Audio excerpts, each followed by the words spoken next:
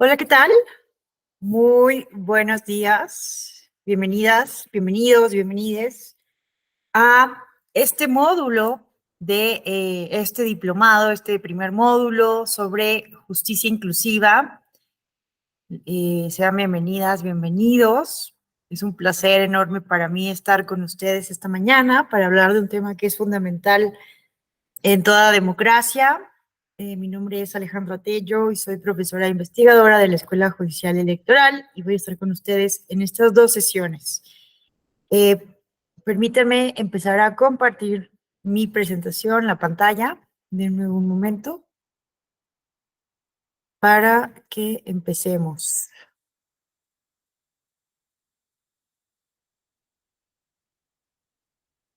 Un momentito, por favor. Una disculpa por haber conectado tan tarde. Tuve problemas técnicos. Eh, Como ven, estoy aquí desde mi oficina, porque no pude acceder desde una de las aulas que están aquí en la Escuela Judicial Electoral. Entonces, permítanme un momento.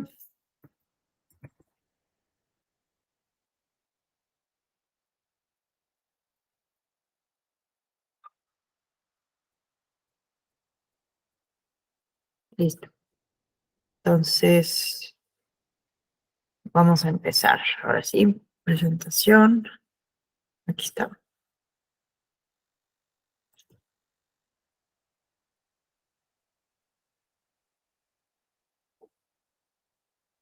¿Qué tal? Buen día. Vamos a empezar. Miren, ¿qué vamos a ver en estas dos sesiones? Miren, vamos a hablar de la justicia inclusiva y de las acciones afirmativas.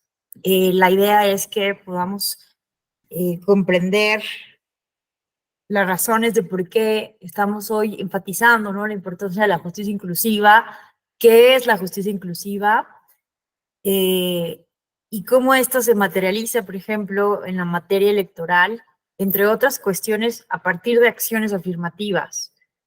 Ustedes a lo largo del diplomado van a ir justamente analizando cada una de las acciones afirmativas para los grupos históricamente en situación de vulnerabilidad.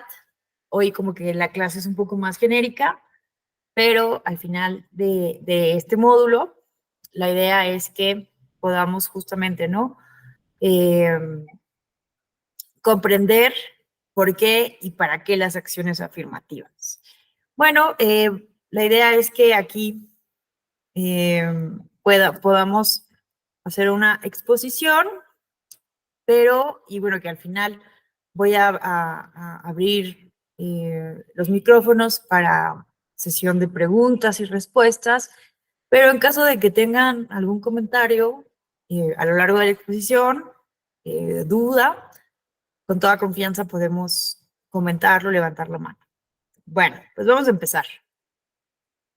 ¿Qué es la inclusión? ¿Qué es la inclusión? ¿A qué nos estamos refiriendo cuando hablamos de justicia inclusiva? ¿Qué es la inclusión? Miren, eh, a veces es muy importante, ¿no?, pensar históricamente para entender justamente la inclusión. Y es un poco lo que vamos a tratar de hacer en esta sesión del día de hoy. Pensar cómo se ha ido históricamente manejando el problema fundamental de la diversidad, el problema fundamental de la pluralidad.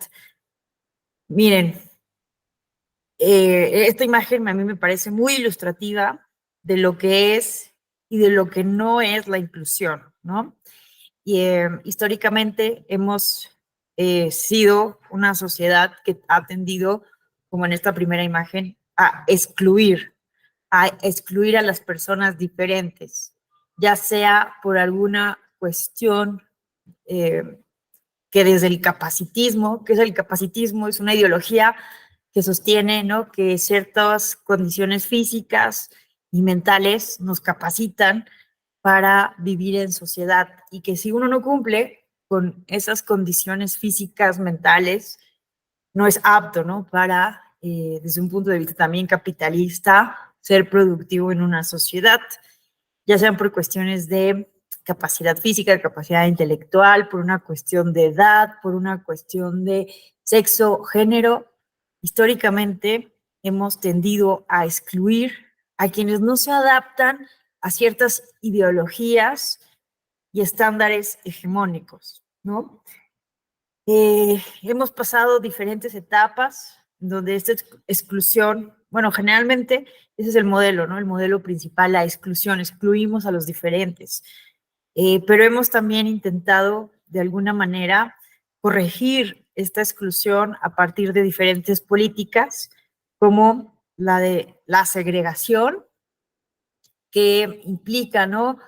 Crear un espacio específico para esas personas diferentes, pero evidentemente no es ese el ideal de una sociedad plural, de una sociedad democrática.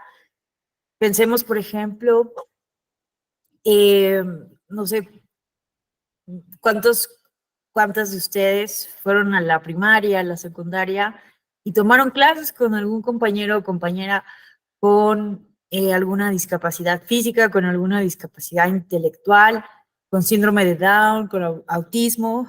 En mi caso no. Esto es lo que hemos tendido a hacer, ¿no? A crear escuelas especiales, sí, que se integran a la sociedad, pero que no estén realmente dentro de nuestros espacios cotidianos de estudio, de trabajo, de productividad, de conocimiento, ¿no? Entonces, bueno, los peores extremos y grados de segregación, desafortunadamente los vimos en el siglo XX, ¿cierto? Durante el periodo de la Segunda Guerra Mundial, los campos de concentración nazi, ¿cierto? Que justamente segregaban a las personas homosexuales, a las personas judías. Entonces, definitivamente, esta segunda imagen a la derecha, este cuadrante, definitivamente no atiende a los propósitos de una política realmente inclusiva. También hemos intentado hacer esto de la integración, ¿no? Pero sí, seguimos, ¿no? Eh, no permitiendo que las personas que consideramos, entre comillas, diferentes, no normales, puedan tener acceso a los bienes, a los bienes y servicios, a los derechos humanos de la misma manera que el resto de la población, ¿no? Entonces, esta imagen, la última, este último cuadrante, refleja con mayor precisión, ¿no? ¿Qué significa la inclusión? La inclusión justamente implica eliminar todas las barreras físicas, culturales, que impiden a las personas con alguna discapacidad física, intelectual, eh, y no permitir que alguna característica, que alguna categoría sospechosa como la edad, la nacionalidad, eh, la orientación sexual, la identidad de género, limiten los derechos humanos y la oportunidad de formar parte de una sociedad plural y democrática. Bueno, fíjense ustedes, ahora quisiera yo preguntarles, bueno, ¿por qué? Una cosa es esta imagen, ¿no? Una cosa es esta imagen que se ve muy bonita, pero ahora pensemos, imaginemos que esto ya no es la sociedad, sino pensemos aquí en el sistema político, pero concretamente en el demos. ¿Qué es el demos? Quienes tienen esta categoría de ciudadanía y que por ende tienen derecho a votar y ser votados, o votadas o votades. A ver, pensemos en términos filosóficos. Pensemos en la categoría de la ciudadanía. ¿Quiénes deberían de formar parte del demos?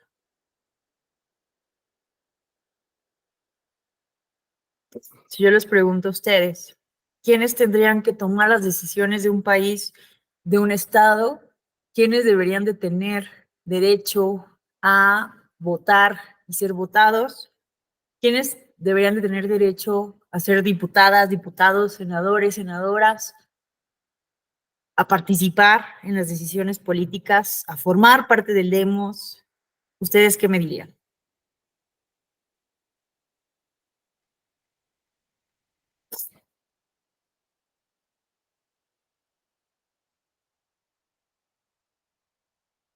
¿Qué tal, Dante? Buenos días, te escuchamos. Hola, buen día, maestra, compañeros, compañeras. Bueno, creo que en los últimos días se aprobó una reforma en la cual se cambia la edad.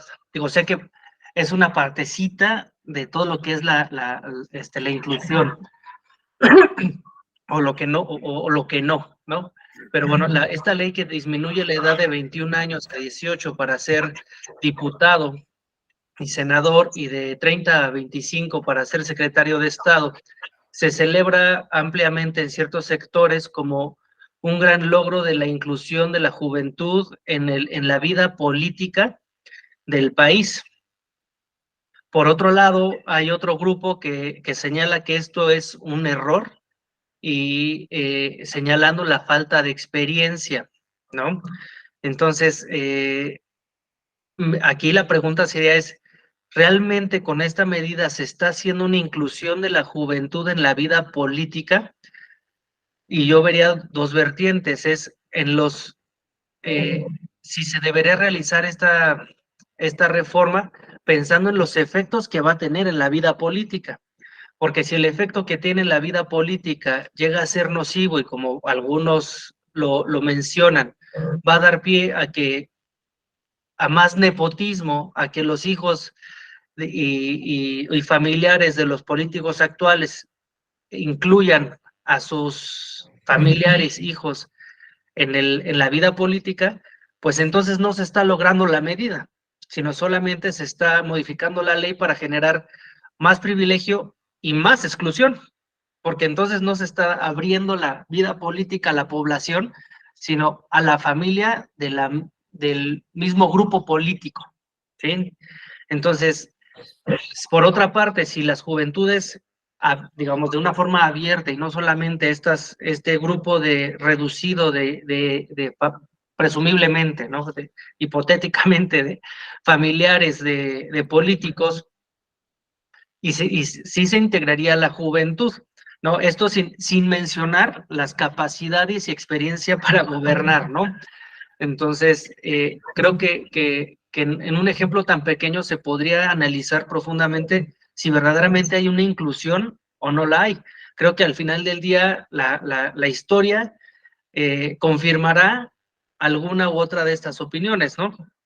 Digo, usted preguntó, yo en mi caso, en la primaria, tomé clases de tercero primaria hasta tercero secundaria con un compañero que era, bueno, invidente. Digo, ahorita no me acuerdo bien de cuál es la denominación, no quiero yo faltar al respeto, pero era invidente, tenía una disminución visual porque decía que sí veía, porque como niños éramos muy curiosos, ¿y qué ves y qué no ves?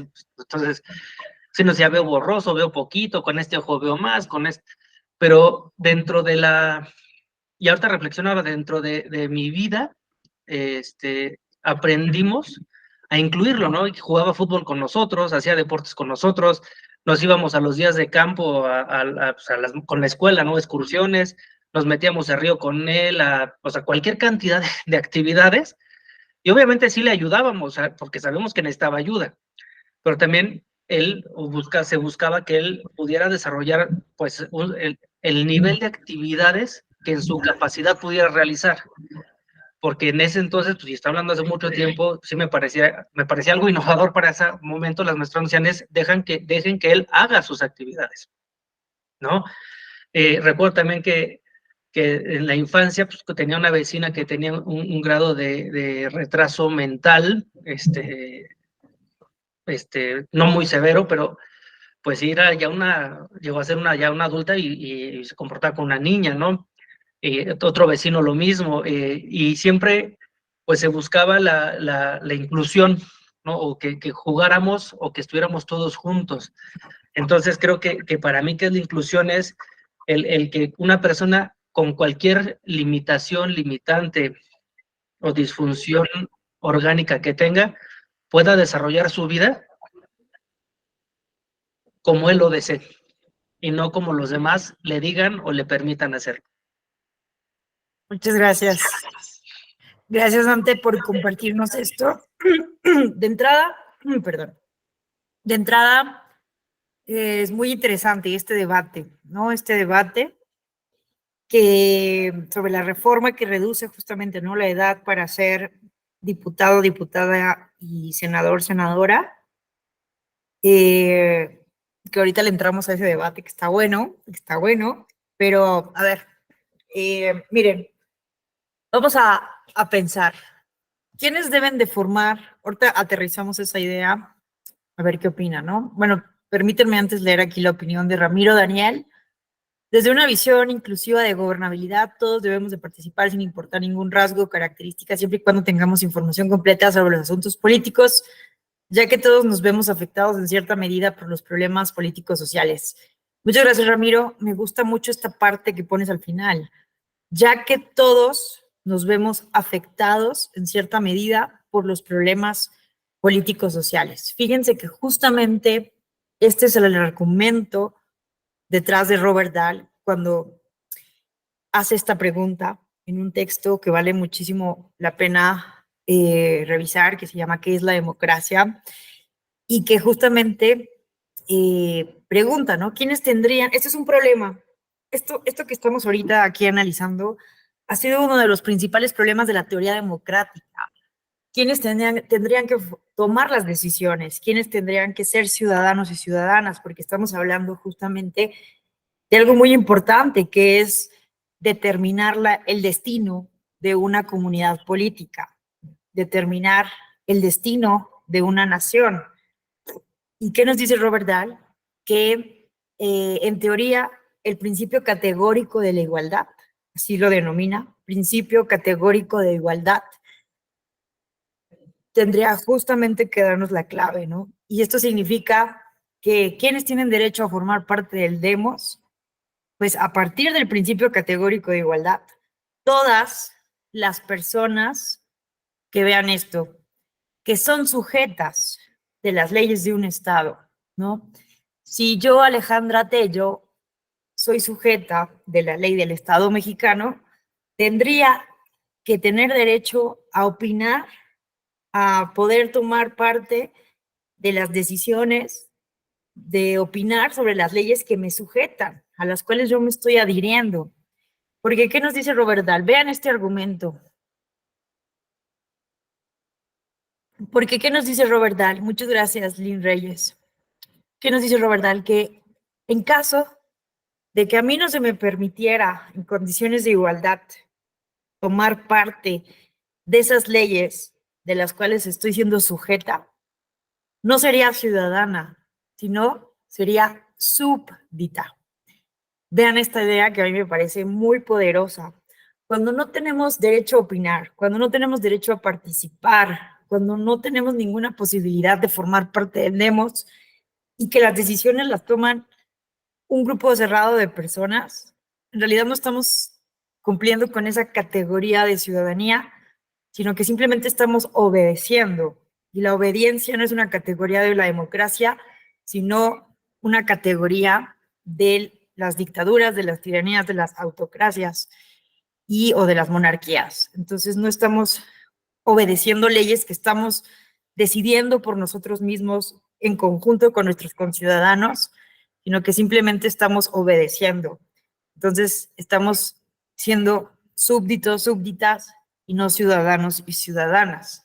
Pero obviamente Robert Dahl se detiene justamente a analizar cuál es la problemática, porque no simplemente son todas las personas que forman parte de una comunidad política, de un Estado, ¿no? Porque de entrada, pues aquí está el tema, ¿no? ¿A partir de qué edad las personas, vean mis comillas, pueden ser seres racionales para tomar decisiones por sí mismas? Y no solamente para sí mismas, sino para el resto de la comunidad política. De entrada, en el mundo occidental hemos establecido más o menos, ¿no?, que entre los 18 y los 21 años se adquiere la edad de la razón, la edad suficiente para poder tomar decisiones. También por ahí hay algunos estudios científicos, ¿no?, que sugieren que entre los 18, los 17 y 18 años, el cerebro entra a una etapa de maduración donde se han dejado ciertas etapas, ¿no? Del cerebro y es más maduro, etcétera, ¿no? La verdad es que ese argumento médico-biológico no lo manejo al 100%, pero por ahí hay varios argumentos médicos. Entonces, de entrada, ese principio categórico de la igualdad se va cerrando, ¿no? Ya no son todas las personas que son sujetas del Estado, sino los adultos, ¿no? A partir de los 18 años. Pero no son, además, no solamente son las personas adultas, las mayores de edad, sino que también hay un tema ahí de nacionalidad. No dejamos que los extranjeros, ¿verdad?, vengan a tomar decisiones, aunque vivan por un tiempo, aunque estén de paso unos días en nuestro país, no dejamos que los extranjeros formen parte de las decisiones políticas. Entonces, ahí se va como minando, bueno, cerrando, ¿no? Quienes forman realmente parte de este demos. Tampoco hay un tema ahí, ¿no?, con las discapacidades intelectuales. La Constitución mexicana, ¿no? Señala, por ejemplo, que son ciudadanos y ciudadanas mexicanas, ¿no?, quienes cumplen 18 años de edad, nacionales, y que tengan un modo honesto de vivir. También ahí tenemos un tema que no hemos podido aterrizar bien. ¿Qué significa eso de tener un modo honesto de vivir? La Suprema Corte de Justicia de la Nación se pronunció. Híjole, ¿qué es ese ruido? Esperen un momento.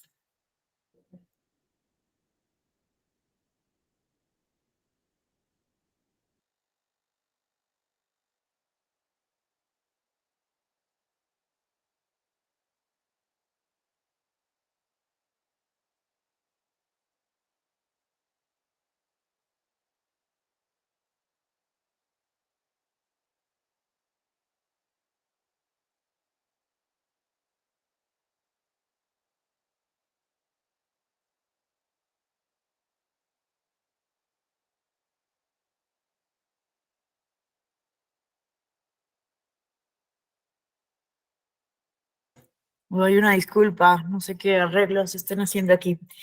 Esperemos que no nos moleste, si no me tendré que mudar a otra aula.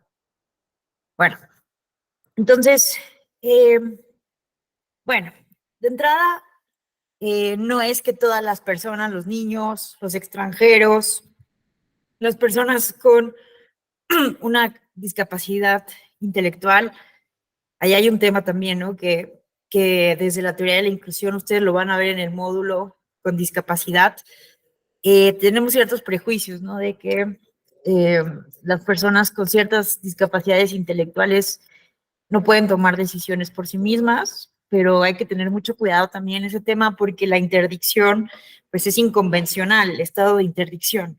Hay muchas personas que hoy en día, por esta categoría que ha sido manejada de manera muy prejuiciosa, no pueden tomar decisiones por sí mismos, ¿no? Pero fíjense que hay países donde personas con síndrome de Down, eh, eh, hay una mujer con síndrome de Down que es alcaldesa en España, ¿no? Entonces, eh, es muy fácil caer en generalizaciones basadas en prejuicios que justamente nos llevan a limitar el ejercicio pleno de los derechos humanos.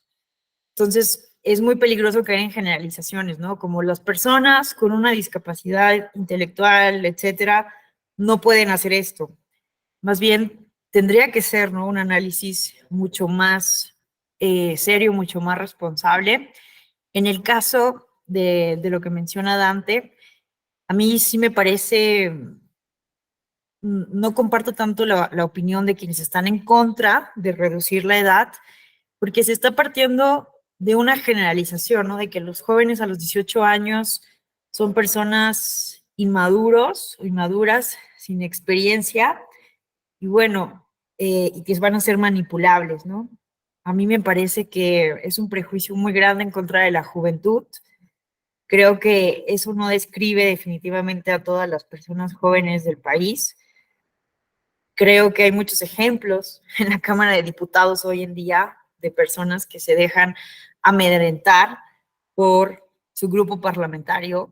Lo hemos visto, personas que votan en bloque siguiendo las instrucciones de Palacio Nacional, y no importa qué edad tengan, qué instrucción tengan, qué experiencia tengan, creo que la edad definitivamente no puede ser,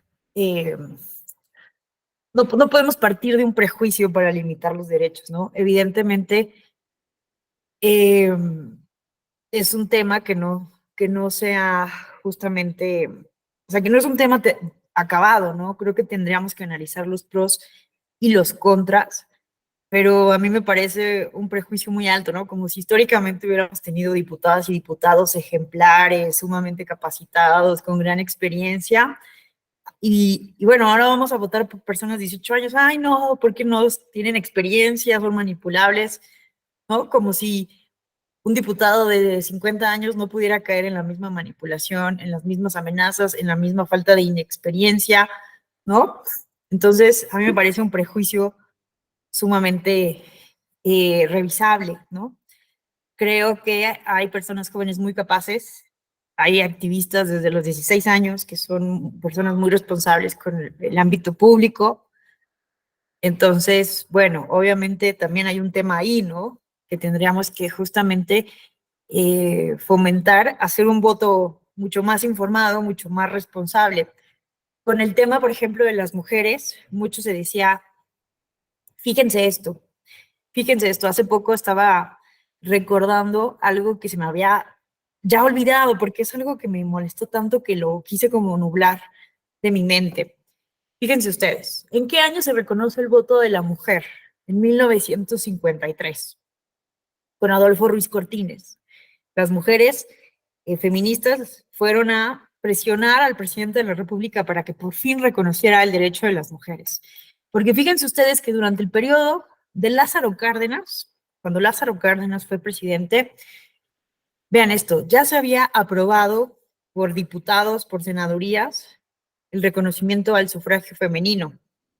¿Y qué pasó? No se publicó la reforma, no se publicó, no se promulgó. ¿Por qué? Porque existía un prejuicio, un mito, de que las mujeres eran manipulables por ser más religiosas que los hombres y que los curas y los sacerdotes iban a manipular a las mujeres que llegaran a la Cámara de Diputados o que votaran. ¿Me explico? Entonces, históricamente siempre han existido este tipo de prejuicios para limitar los derechos humanos.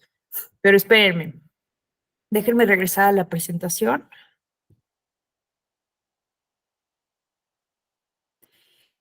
Entonces, miren, no es un tema sencillo, no es un tema sencillo, sobre todo en estas categorías de la edad, en los temas de la nacionalidad. Todavía hoy tenemos muchos problemas para, por ejemplo, permitir en muchos países del mundo que personas naturalizadas, ¿no? Y puedan ocupar un cargo público. Hoy, por ejemplo, para ser diputada, diputado, senador, senadora, tienes que ser mexicana o mexicano por nacimiento, ¿no? Eh, entonces, ¿qué tanto eso puede, por ejemplo, restringir el derecho humano de una persona que lleva viviendo toda su vida? Yo sí conozco muchas personas, ¿no? Que han impugnado para poder ser consejeras y consejeros del Instituto Nacional Electoral o de los soples, porque no son mexicanas y mexicanos por nacimiento, sino por naturalización. Y bueno, como esto es un requisito legal, pues se ha permitido, pero hay una restricción a nivel constitucional justamente para que mexicanas y mexicanos naturalizados puedan ocupar ciertos cargos públicos, ¿no? Entonces, a lo que voy con todo esto es que todavía no hemos logrado cumplir con lo que en el ideal sería el principio categórico de la igualdad, es decir, que si, y perdonen que insista, ¿no? Pero esta me parece una idea muy importante y poderosa y que a veces se nos olvida, ¿no? Que todas las personas que son sujetas por las leyes de un Estado, por las decisiones de un Estado, tendrían que tener derecho a participar de alguna manera, ¿no? De alguna manera, seas niño, niña, seas adulto mayor, persona con una discapacidad física, intelectual, porque de lo contrario no eres un ciudadano en una libertad positiva sino que eres un súbdito con una libertad negativa en todo caso, ¿no?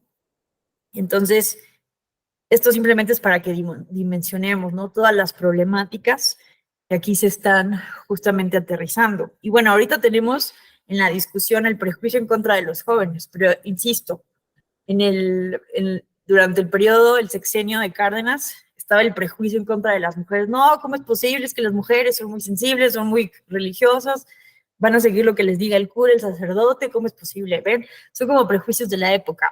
Pero había otros prejuicios. No sé si vieron un tweet de este influencer, youtuber, que, que dijo, yo no sé por qué las personas que no pagan impuestos, que no trabajan, tienen derecho a votar. ¿Por qué vale igual mi voto que las personas que no pagan impuestos y que incluso son delincuentes? No sé si vieron ese tweet. Bueno, vamos a regresar en el tiempo. Bueno, permítanme,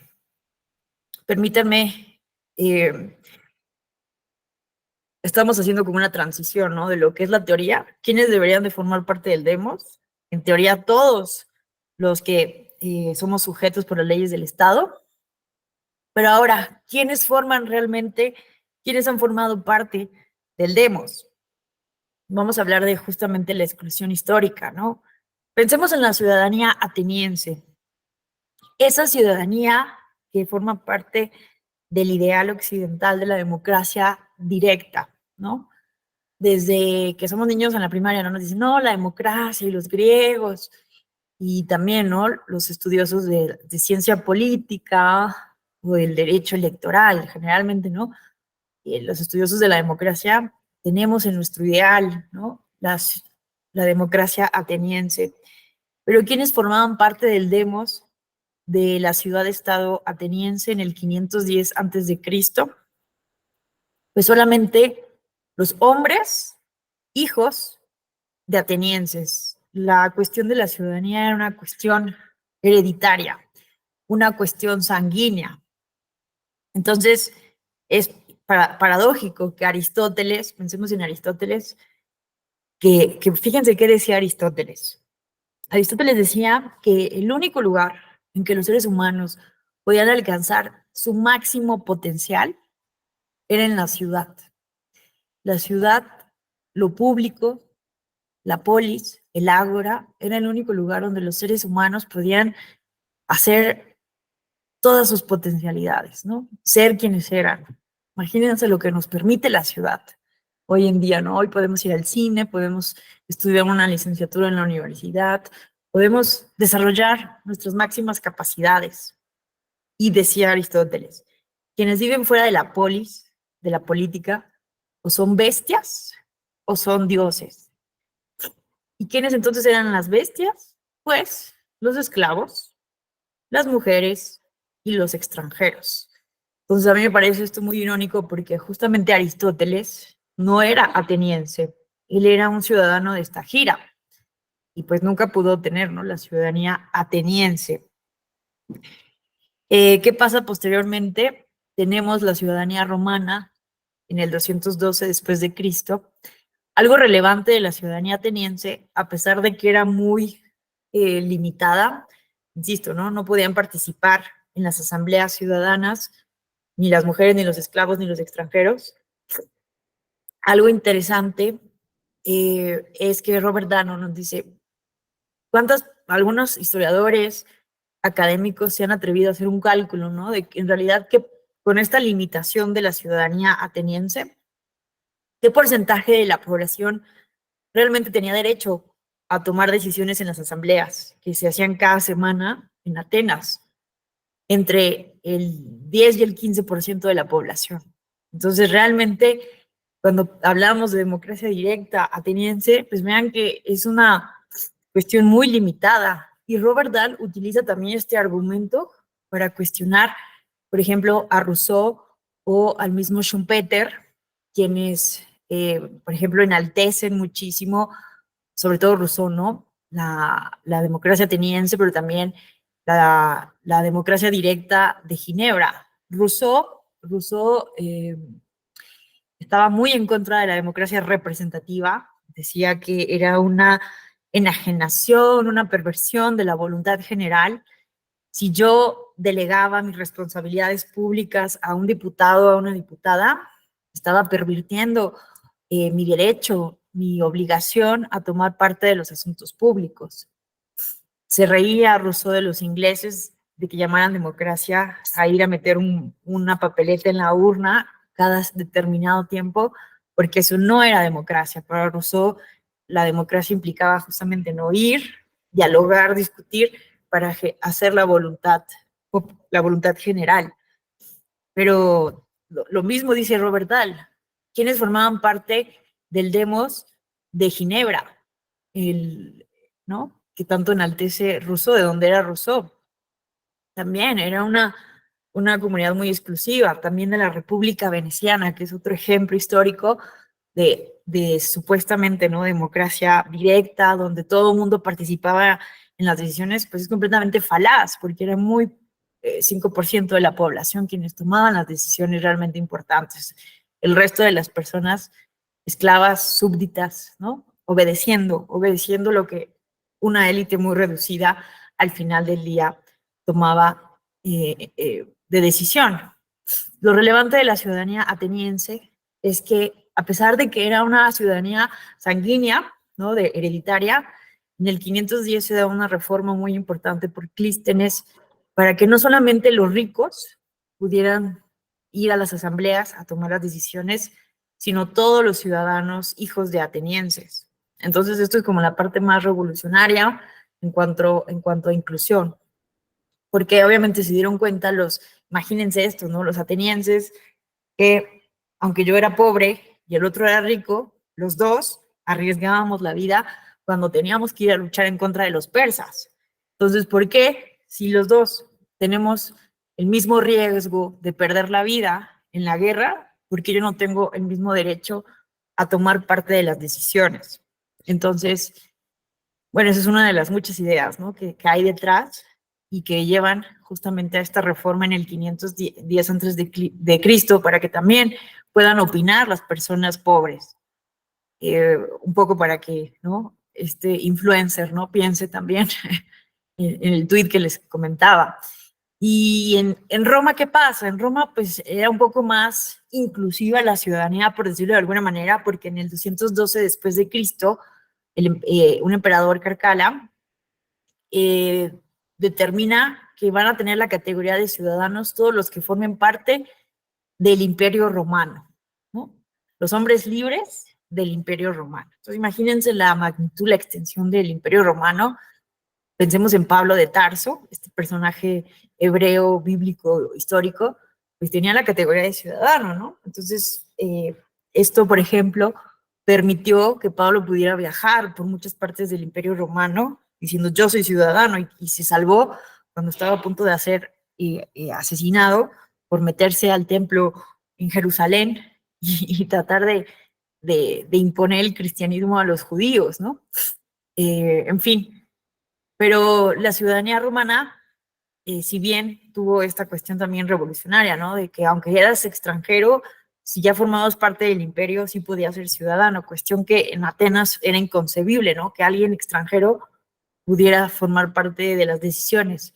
Pero bueno, realmente en Roma algunos cargos eran electos y algunas magistraturas, y también podías formar parte de algunas deliberaciones, pero en realidad los romanos, aunque eran muy hábiles para resolver problemas, simplemente llevar agua en estos grandiosos acueductos, ¿no?, de largas distancias para darle agua a la ciudad de Roma, pues no pensaron, por ejemplo, en la tecnología de la representación, ¿no?, para que los ciudadanos de todo el imperio pudieran ser representados en las decisiones más importantes en la ciudad de Roma. Evidentemente no, eso no pasó.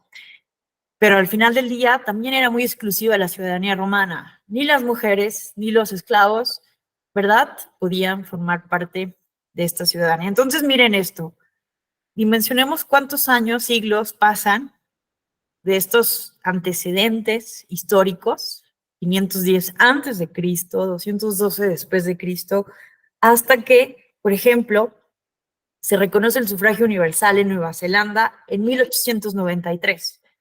en 1893, es uno de los pocos países que reconoce tanto el sufragio femenino como el sufragio masculino, en 1893. Pero lo cierto es que en Inglaterra el sufragio, recordemos, pensemos en esto, es otro de los grandes prejuicios, ¿no? Del que les hablaba. Tenemos el sufragio, el prejuicio en contra de las mujeres, que son más religiosas, más sensibles, más manipulables. El prejuicio en contra de los jóvenes, que no tienen experiencia, que son manipulables, etcétera. Pues también había hay un prejuicio histórico en contra también de la clase obrera, de las personas pobres, de las personas sin ingreso. Aquí les recomiendo mucho hacer la lectura de este autor que se llama Adam Dworski, libro que se llama ¿Por qué tomarse la molestia de hacer elecciones? Y nos explica cómo históricamente ha habido un miedo, un terror de que las clases populares, al tener poder político, puedan quitarle la riqueza a las personas ricas, ¿no? Entonces, por eso, las primeras democracias, pensemos en Estados Unidos, en Inglaterra, sobre todo el caso más emblemático, pues el voto era censitario. ¿Qué significa eso? Lo que está pensando este influencer, ¿no? Wherever Tomorrow, como se llame. El voto era censitario, que solamente quienes eran parte de la nobleza, quienes tenían cierto nivel de renta y pagaban impuestos, podían votar.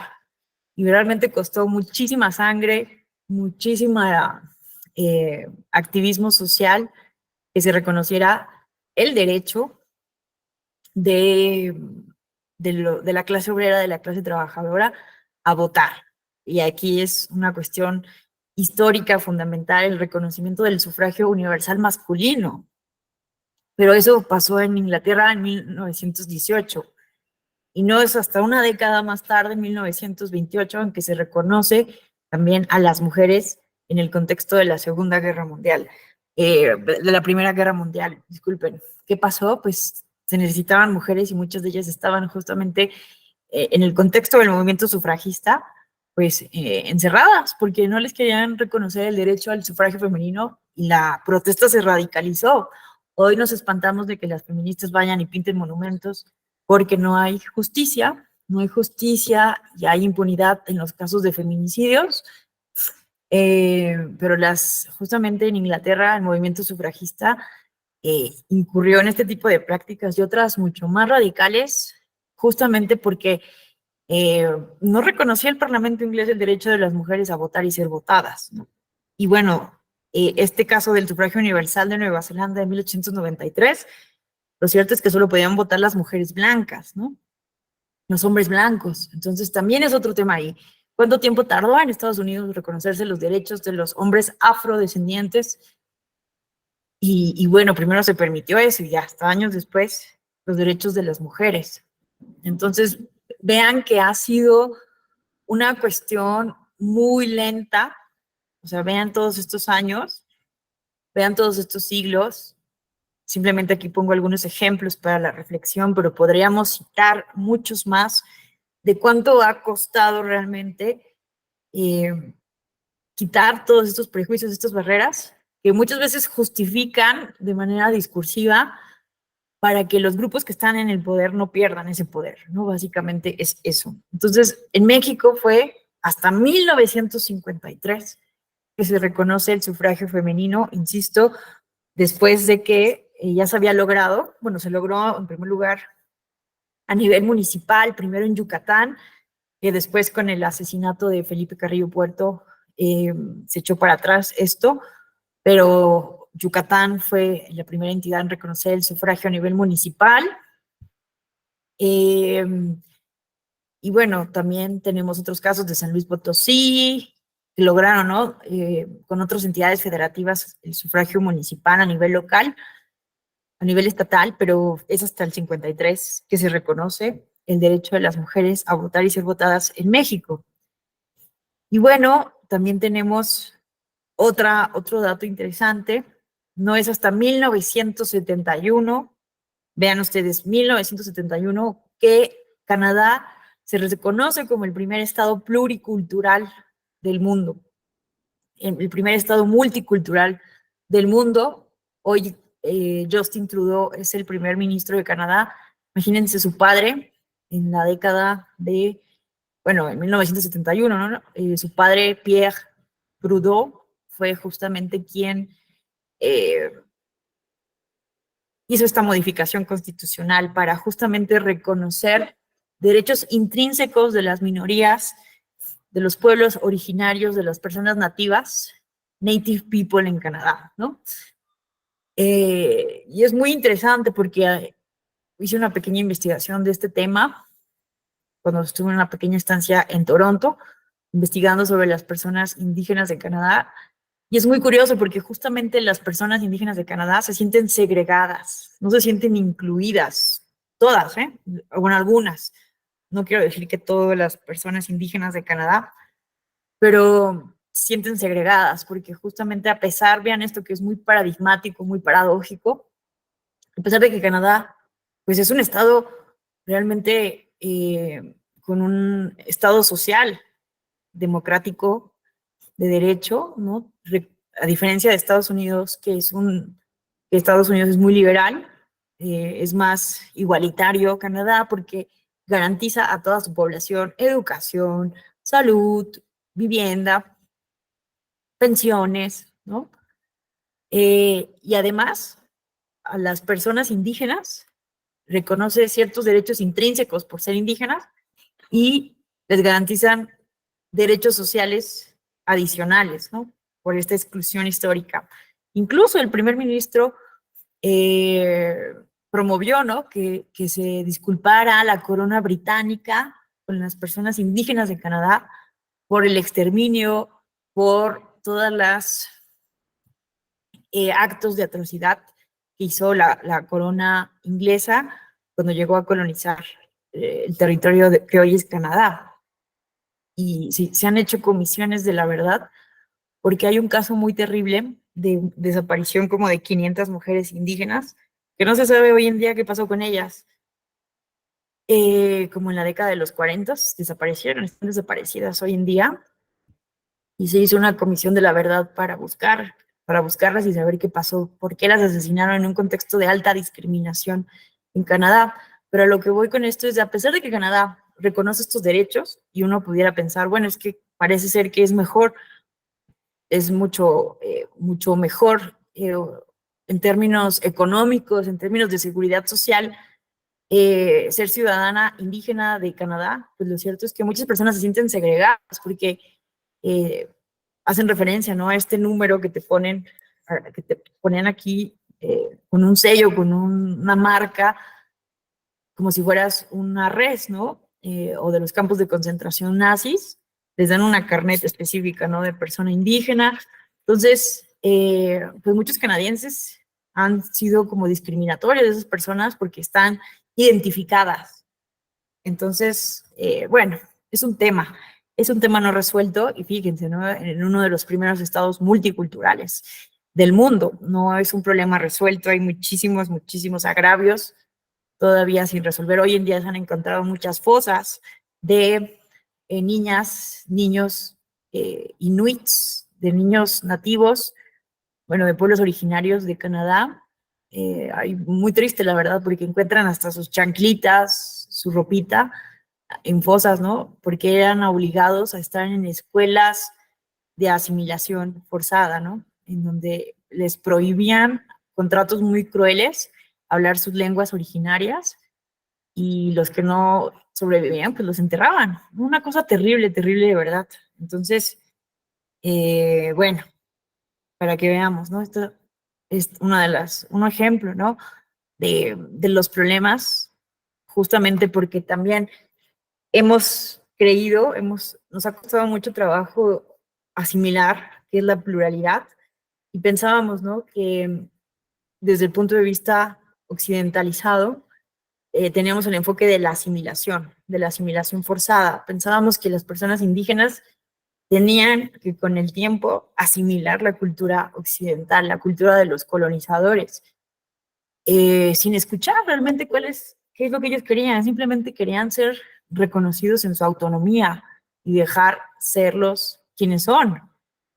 Entonces, ha costado mucho trabajo transitar, ¿no? De esa concepción de la asimilación de la cultura de los pueblos y comunidades indígenas a transitar a un modelo multicultural, pero hoy en día lo mejor, el paradigma más promovido es el de la pluriculturalidad, porque la pluriculturalidad, a diferencia de la multiculturalidad, implica reconocer una igualdad epistémica entre el derecho del Estado Nacional y el derecho de los pueblos y comunidades indígenas. Y esta igualdad epistémica no se reconoce en los estados multiculturales porque sigue existiendo como una superioridad epistémica de el derecho constitucional de un estado frente a los derechos consuetudinarios, ¿no? De los pueblos originarios. Entonces el pluriculturalismo en teoría los iguala, pero en la práctica esto no ha ocurrido, ¿no? No se ha dejado a los pueblos y comunidades indígenas realmente que tengan, por ejemplo,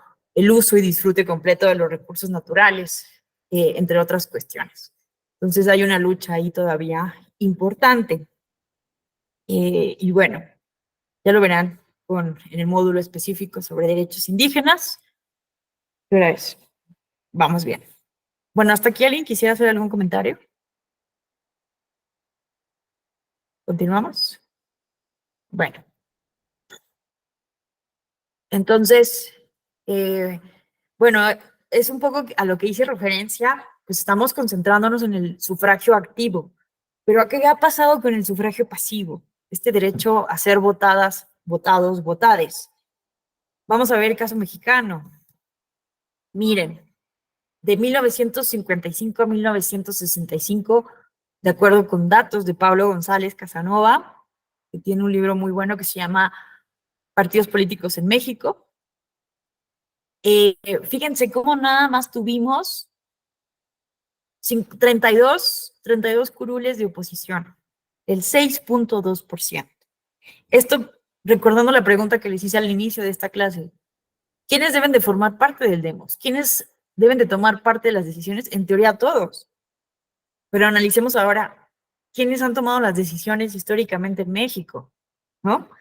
Pensemos en los problemas que tuvimos, ¿no? Para institucionalizar el poder político, la creación del PRI como el partido oficialista que tuvo el control hegemónico de los cargos de elección popular históricamente por más de 70 años, tuvo la presidencia de la República, las 32 gubernaturas, los 32 congresos estatales, la Cámara de Diputaciones, el Senado, una hegemonía, ¿no? Y es un sistema hegemónico no de partido único, porque había otros partidos que eran de carácter testimonial, partidos de oposición, como el PAN, como el Partido Comunista, que siempre estuvo en la ilegalidad, el Partido Auténtico de la Revolución Mexicana, el PPS, pero vean, de 1965 a 1955 a 1965 solo hubieron 32 curules de oposición.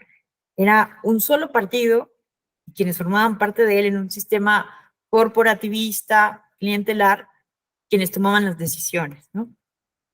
¿Qué pasa? Viene una reforma importantísima, la reforma de 1977, esta famosa reforma de Jesús Reyes Heroles, que es importantísima, porque no solamente reconoce a los partidos políticos como entidades de interés público. Hoy en día, no sé si escucharon en las noticias, estuvieron atentos, de un intento de reforma constitucional en el que se buscaba limitar al Tribunal Electoral y su intervención en asuntos de partidos políticos y en materia de acciones afirmativas. Afortunadamente, la reforma parece ser que ayer murió. Vamos a ver, esperemos que no la vuelvan a retomar, pero esta reforma del 77 es bien importante, ¿no? Porque se nos olvida muchas veces que los partidos políticos no son empresas privadas. Y aún aunque fueran empresas privadas, pensando desde el efecto horizontal de los derechos humanos, no podemos hoy en día en un Estado constitucional democrático de derecho permitir que cualquier persona moral haga lo que se le dé la gana violando derechos humanos, ¿no? En fin, por eso no tenía ni pies ni cabeza la reforma.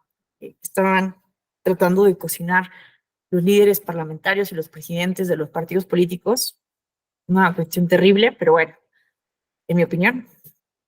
Pero la reforma del 77 es fundamental porque reconoce esto, ¿no? Son entidades de interés público y no solamente tienen el deber de llevar a los ciudadanos a los cargos de elección popular, sino también promover la cultura democrática, eh, promover la paridad de género, entre otras obligaciones constitucionales. Pero además de eso, vean, esta reforma es muy emblemática porque introduce por primera vez en la historia de México 100 diputaciones de representación proporcional. Ya en el 64 se había incorporado, en el 63, la figura del diputado de partido. Si alcanzaba cierto porcentaje de la votación, te tocaban ciertos diputados. Pero no fue suficiente, ¿no? Realmente la oposición era testimonial, atestiguaba lo que pasaba y ya, no había oportunidad de ser una verdadera oposición en el Congreso de la Unión, en la Cámara de Diputaciones. Entonces, 100 diputaciones ya fue algo importantísimo para empezar a realmente a meter otras voces disidentes a la Cámara de Diputados. Y en el 86, estas diputaciones aumentan a 200. Muchos se ha criticado las plurinominales, ¿no? Porque un poco también tomando el argumento, ¿no? Que nos pone aquí sobre la mesa de lo que dicen los expertos, ¿no? Dante, de, bueno, las diputaciones plurinominales, pues siempre quedan como los preferidos, los favoritos de los partidos políticos, ¿no? Los que están pues, muy cerca de los presidentes de los partidos políticos, de los coordinadores parlamentarios, en su caso, el presidente de la República. Como que esa lista siempre es como de muy de amiguismo, ¿no? Eh, entonces los diputados, diputadas plurinominales, como que hay este prejuicio, ¿no? No se esfuerzan, obviamente, por ganar el voto popular, porque ya están en la lista. Entonces, han habido muchos intentos de eliminar estas plurinominales, de reducirlas, pero fíjense la importancia histórica que tienen, ¿no? Porque fíjense que de pasar a 32, de 32 curules de la oposición, fíjense cómo para 1997, de 1997 a el 2012, PRI, PAN y PRD, los principales partidos políticos, concentraron el 90% de los votos. Pasamos de un sistema de partido hegemónico a un sistema de partidos pluralista competitivo, a un sistema tripartidista. Entonces, quienes son expertos, expertas en la transición democrática en México, los transitólogos, mismo José Woldenberg, por poner un ejemplo, Soledad Loaesa, etcétera, ¿no? Quienes, en la mecánica del cambio, ¿no? Esta obra de Ricardo Becerra con José Woldenberg, generalmente hacemos siempre una apología, así apología real de estas reformas que inician sobre todo a partir de 1977 y que han permitido la incorporación de la oposición, la liberalización de la oposición de los cargos de elección popular y el hecho, ¿no?, de introducir en el 77 100 diputaciones de representación proporcional se nos hace como algo muy soslayable, insisto, ¿no? Se hace una apología de esta reforma y Reyes Heroles porque incluimos a la oposición, a la pluralidad partidista, 100 diputaciones. Les pregunto, ¿por qué nos causa tanto repele hoy, en 2023, nos causa tanto repele incluir acciones afirmativas para, bueno, entrada a la paridad, 50-50, ha sido una lucha histórica, ¿no? Si las mujeres forman parte del más del 50% de la población, porque de acuerdo con el INEGI somos un poquito más de mujeres en México, también ciudadanas, de acuerdo a la lista nominal de electores, el padrón electoral mexicano, ¿por qué nos causa tanto repele, no? Incluir mujeres a la Cámara de Diputaciones, ahorita vemos la evolución cansada, igual histórica, pero también Fíjense, ¿no?, que por una sentencia del Tribunal Electoral, pues incorporaron en 2021 acciones afirmativas que ahorita las vamos a ver para personas con discapacidad, migrantes, de la diversidad sexogenérica, es decir, de la comunidad LGBTIQ+,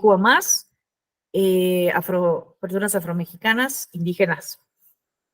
¿Por qué nos causa, y se lograron con esta sentencia, 65 curules para personas que nunca habían tenido una oportunidad de tomar parte de las decisiones, que habían sido históricamente súbditas, porque ningún partido político, por gusto propio, habían nominado a este tipo de grupos históricamente discriminados. ¿Por qué nos repele tanto estas 65 curules frente a 500 diputaciones, ¿no?, de estos grupos históricamente discriminados? Con el famoso Plan B, se incorporaron 25 acciones afirmativas y por eso se está diciendo que es una reforma regresiva en términos de lo que señala el artículo primero constitucional.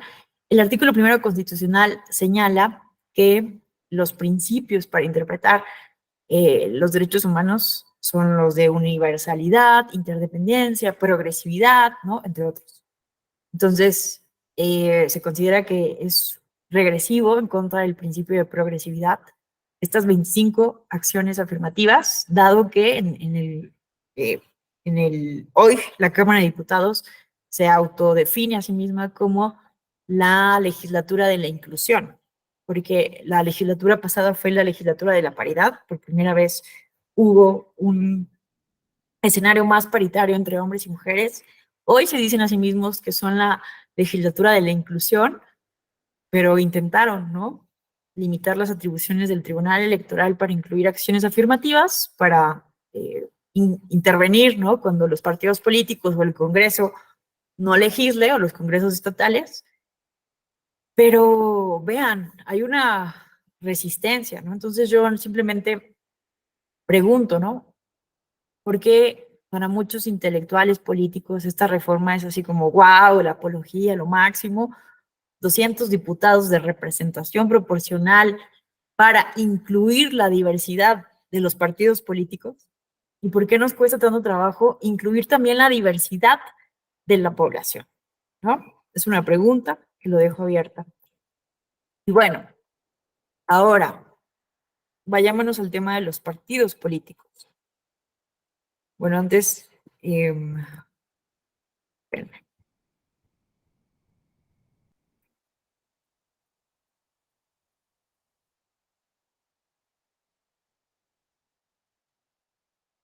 Sí, vámonos con el tema de los partidos políticos, ¿no? Y bueno, entonces, sí, logramos incorporar 200 diputaciones de representación proporcional, lo cual permitió justamente que fuera 1997 el primer año histórico en que el PRI perdió la mayoría calificada en la Cámara de Diputaciones. Pero tenemos que seguir revisando quiénes forman, al final del día, quiénes son esos diputados que históricamente han llegado a tomar las decisiones, quiénes al final del día son esos líderes parlamentarios, quiénes son los que toman las decisiones más importantes hoy en día en la Cámara de Diputados y Diputadas. Bueno, no sé si hasta aquí alguien quisiera hacer algún comentario, cuestionamiento, pregunta, reflexión.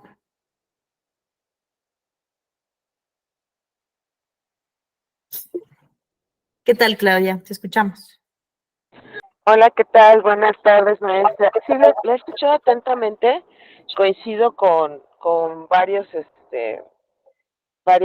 situaciones que se está comentando. Sí ha sido una lucha el tema de la inclusión, pero a veces, bueno, lo comento de una manera muy respetuosa, también se ha utilizado para realizar ciertas fórmulas. ¿Esto qué quiere decir? Por ejemplo, el tema de no binario, en el estado de Veracruz, para la composición de la Cámara, o bueno, la legislatura, que propiamente ese es el término correcto. Un partido, no voy a decir quién va, pero un partido mete en su lista plurinominal al 1 como no binario. Y eso realmente obedeció a una estrategia, y reconozco que les funcionó, ¿no? Para efecto de poder mover sus posiciones. Entonces, al momento de entrar sus RPs o sus diputados por RPs, ese no binario, al autoadscribirse, porque además ese es otro tema. A ver, yo no estoy en contra de las acciones afirmativas. El problema es la autoadscripción o el cómo demostrar. En el tema de precisamente las personas que refieren a la diversidad sexual, porque no solamente es la comunidad LGTB, o bueno, lo que yo estoy entendiendo, ¿no? Sino diversidad sexual como tal, pues es una autoadscripción que incluso para no atentar a sus derechos, no tiene ni siquiera por qué ser pública. Eso es lo que a mí sí me hace y me causa ruido, porque en el tema de indígenas, por ejemplo, la autoadscripción, para que sea calificada, tendría que venir acompañada de un certificado de una autoridad indígena. ¿Cuál es el problema de las autoridades indígenas? O al menos yo hablo desde lo que me compete en Veracruz. El Instituto Nacional Indigenista como tal no tiene un catálogo real de quiénes son las autoridades indígenas, que serían las que pueden en determinado momento emitir un certificado. Y hay muchas otras situaciones, además de nacer en un lugar que tenga una población mayoritariamente indígena, la que le da el carácter indígena. Esa autoadscripción calificada pues luego ha generado algún tipo de temáticas o de problemáticas, pero al final, pues se puede, hay gobernadoras y gobernadores indígenas en comunidades que pueden expedir, aunque ellos mismos se autonombren, ese es otro tema, pero bueno. El tema de la diversidad sexual, la autoadscripción es simple, entonces basta con el señalamiento, la referencia, el momento del registro de los candidatos, de las candidatas y de los candidatos, para que ellos queden en la categoría de diversidad sexual. ¿Sí me explico lo que quiero decir? ¿Muy bien hasta ahí? El tema es que yo creo que incluso se ha tomado como una estrategia política para que cuando viene el tema de las plurinominales, si tu 1 es no binario, el 2 lo puedes meter hombre o mujer, dependiendo de, y te va a dar para que entren tus hombres de acuerdo a tu escala, que de otra manera, si tuvieras que pagar paridad, que eso es lo que me estaba faltando comentar, porque lógicamente la paridad obliga a que en los curules de RP, ¿sí me explico? Porque los DMR son electos por el pueblo, ¿no? Entonces puedes elegir a un hombre o una mujer, no pasa nada. Pero para poder tener una constitución paritaria de la legislatura, sí se tiene que pagar paridad. A lo que me refiero es, sí tienes que, a lo mejor, si tu 1 es hombre, pero ya hay muchos hombres, pues no va a entrar tu 1, va a entrar tu 2. ¿Sí me explico lo que voy diciendo? Entonces, siento que se ha utilizado como una estrategia política también para el tema del pago de paridad. El tema del no binario o de diversidad sexual. Lo único que a mí y no está mal, ni digo que esté bien, esté mal, lo que a mí me sigue haciendo ruido es que para este grupo que como acción afirmativa ha ganado espacios, me parece bien, pues, al final del día, lo que usted dice es totalmente correcto, ¿no? Pues forman parte, son parte de nuestro grupo, de nuestra sociedad, de la población, más allá de la ciudadanía, que es eso.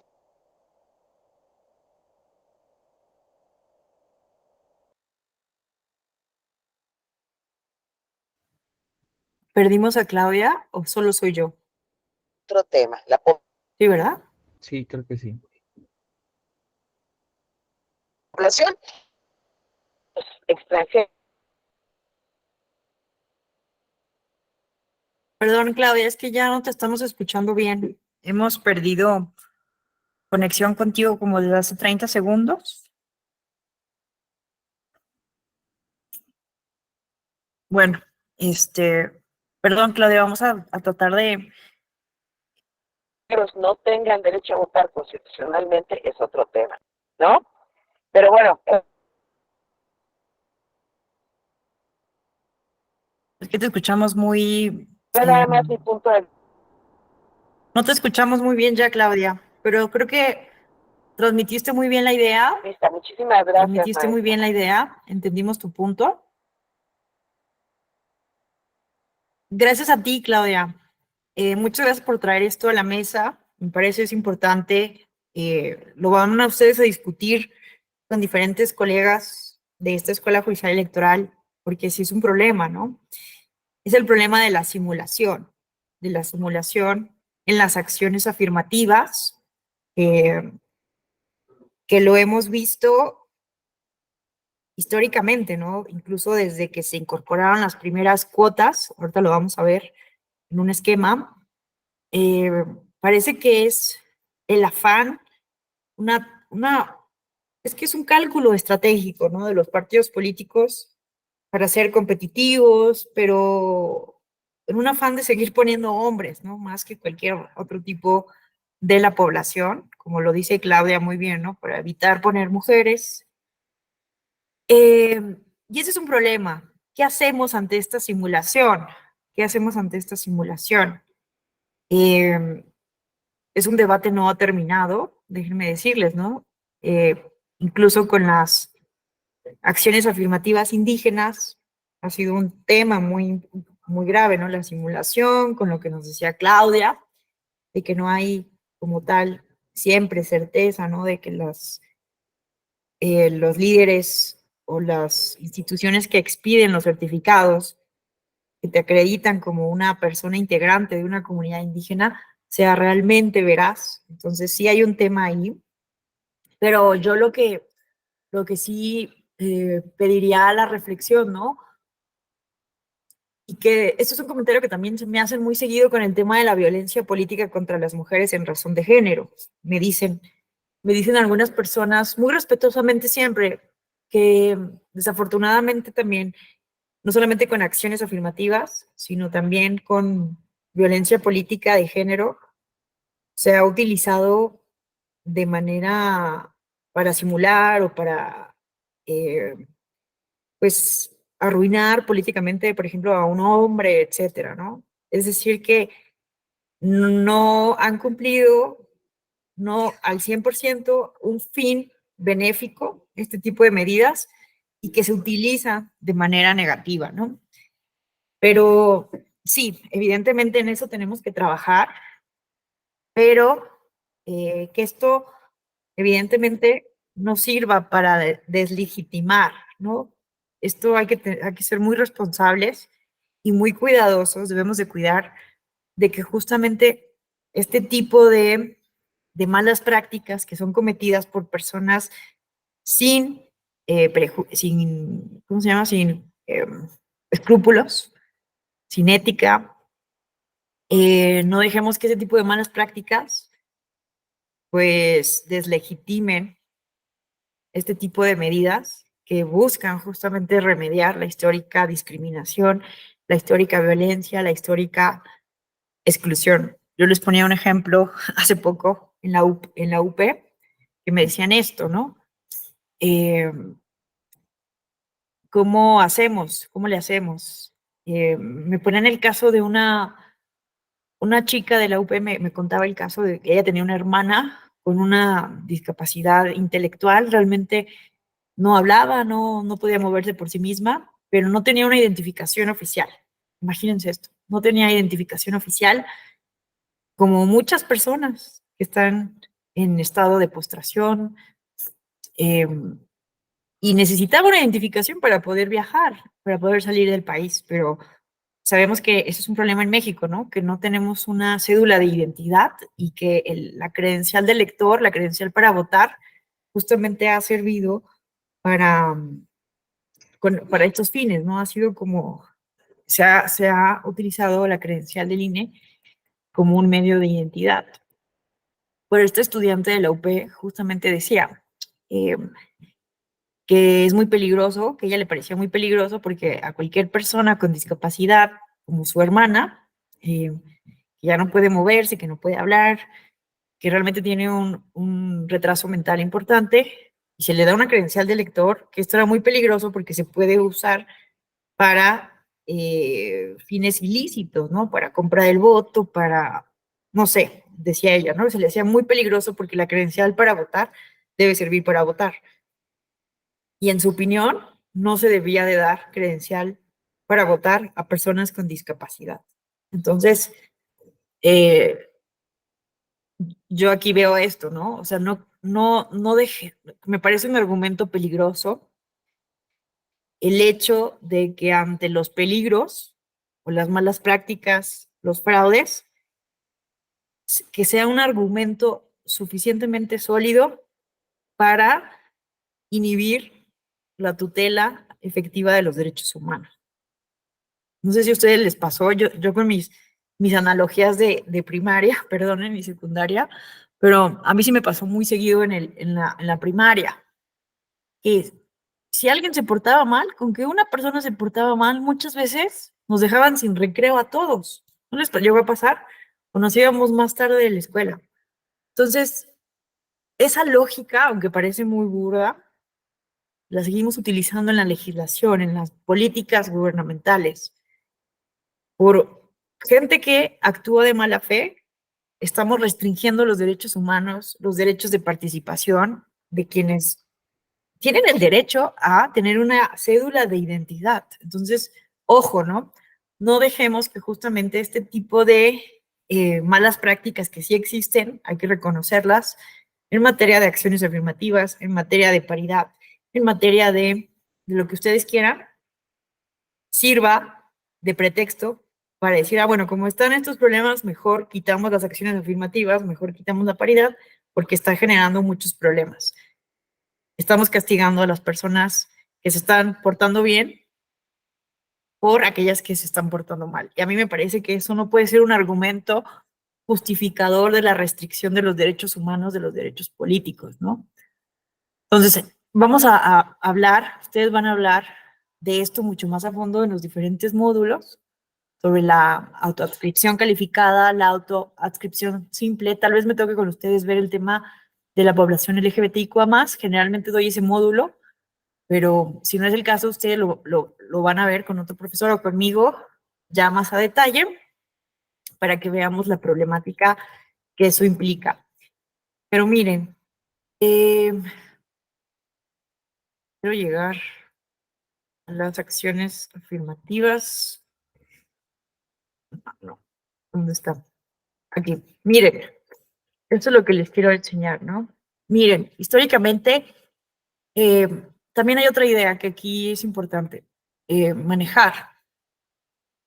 Ahora con esta reforma constitucional que buscaba limitar las facultades del Tribunal Electoral para interpretar acciones afirmativas en caso de omisiones, querían que fuera exclusivamente el legislador y que el tribunal no pudiera pronunciarse, porque obviamente han habido decisiones que a los partidos políticos no les han gustado, porque obviamente interfiere con sus políticas internas, pero porque estaban violando derechos de sus militantes, ¿no?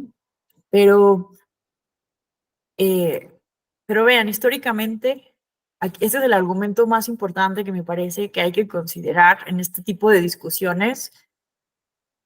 Lo que se decía con esta reforma es que no estamos quitando la paridad, no estamos quitando acciones afirmativas, los vamos a legislar. Y en el plan B, pues ya se contemplan 25 asientos para grupos históricamente discriminados. Pero vean, a mí me parece que es importante tener en cuenta que no basta, es importante obviamente que esté reconocido en la ley, en la Constitución, la igualdad, la paridad o una acción afirmativa. Pero ¿cuál es la experiencia histórica? Desafortunadamente, la experiencia histórica es que a pesar de que esté en la ley, una cosa es la igualdad formal y otra cosa es la igualdad material. Como que esta distinción todavía no la logramos aterrizar todavía en el derecho mexicano, en la práctica electoral mexicana. Tenemos que ser bien cuidadosos y observar por qué ¿por qué intervienen tanto las autoridades electorales, no? Porque justamente, tal como lo refería su compañera, aunque esté en la ley, aunque esté en la Constitución, los partidos políticos se las ingenian para no cumplir, para darle la vuelta a la ley, para seguir saliéndose con la suya. Entonces, miren, pensé que alguien había levantado la mano. Ay, no estoy presentando. Espérenme.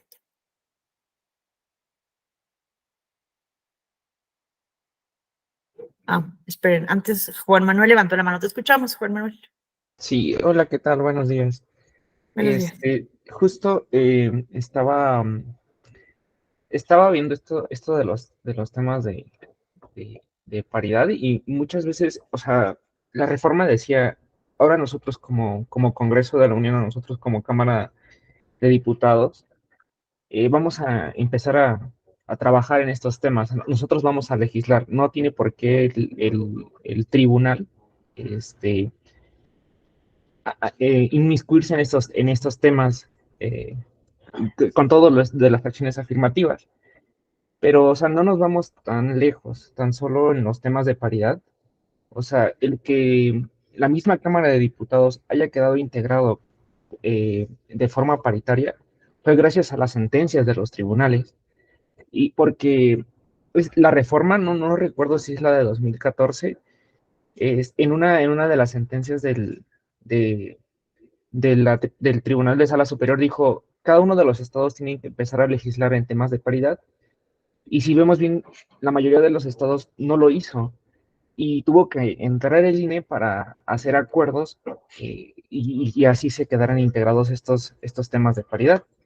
Entonces, o sea, prácticamente el trabajo que tiene que hacer los legisladores, pues no lo hacen. ¿Y qué es lo que pasa? Pues el tribunal tiene que entrar y tiene que tomar ese tipo de decisiones. Entonces, a mi consideración y en mi opinión personal, esta reforma sí venía como muy mal, muy amañada por parte de todos los partidos políticos. Justo, pues, en este tema que hablamos todos de sus listas plurinominales, creo que es ahí donde venía como el truco, o bueno, la trampa, diría yo. Pues nada, creo que eso es bueno, en lo que respecta. Muchas gracias. Gracias a ti, Juan Manuel. Diste en el clavo, ¿no? Justamente eso es lo que vamos a comentar a continuación, ¿no? Que efectivamente eh, era un argumento que se cae con los ejemplos más recientes, ¿no? La integración de la paridad, como lo dices muy bien, ha sido con sentencias, a golpe de sentencias, como hay un libro incluso de Flavia Freidenberg, de Carolina Gilas, así se llama, a golpe de sentencias, ¿no? Paridad a golpe de sentencias. Y ahí ustedes pueden ver sentencia por sentencia en este libro, que me parece muy bueno. Obviamente también hay crítica, porque no todas las sentencias han sido wow, maravillosas. También hay que ser autocríticos desde el Tribunal Electoral. Hay sentencias que han tendido a ser un poco más regresivas, otras más progresistas. El libro me parece muy bueno porque justamente va estudiando sentencia por sentencia y cuáles han sido aportadoras para la paridad y cuáles no. Pero ha sido, o sea, esa es la conclusión de Flavia Freidenberg y de Carolina Gilas. La mayor parte de las sentencias han sido progresivas ante un escenario de incumplimiento del principio de paridad por partidos políticos. Y lo que dijo Juan Manuel me parece fundamental. A partir de la reforma de 2014, que incorpora el principio de paridad a la Constitución, se ordena a las legislaturas de todo el país, a partir de un mismo transitorio, por sentencias del tribunal, que todos los congresos deben de legislar. El tribunal en ningún momento, ni el INE, se fue a inventar acciones afirmativas de carácter permanente para todo el país, porque ese es un trabajo de los congresos estatales. Pero ¿qué han hecho? Pues no han cumplido. Entonces, coincido con la opinión de Juan Manuel, ¿no? Que parecía una estrategia justamente para evitar este control jurisdiccional de este tipo de medidas. Y vean, eso es lo que quiero comentar ahora. Juan Manuel. Sí, y es que pareciera que íbamos avanzando, o sea, ya no se estaba hablando tan solo de este tema de si las legislaturas serían paritarias o no, o sea, eso ya estaba dado por hecho. O sea, ya las nuevas sentencias venían en el sentido de que ahora tenía que hacer por bloques de competitividad, o sea, en cuestión de las candidaturas. A mí se me hacía muy interesante cómo el tribunal decía, a ver, tu partido político tienes que empezar a realizar esa estrategia, este, em, designar como en los temas de género y todo eso, pero por bloques de competitividad, no nada más hacerlo por hacerlo, porque normalmente y tramposamente lo que hacían o lo que hacen es en los estados donde no se va a ganar o en las diputaciones donde no se va a ganar, es ahí donde ponen a las candidatas mujeres y por ende pues, o sea, en sus propuestas como candidaturas, pues sí quedaba el tema de paridad, pero ya al momento de la integración, pues ahí es donde se veía como esta diferencia.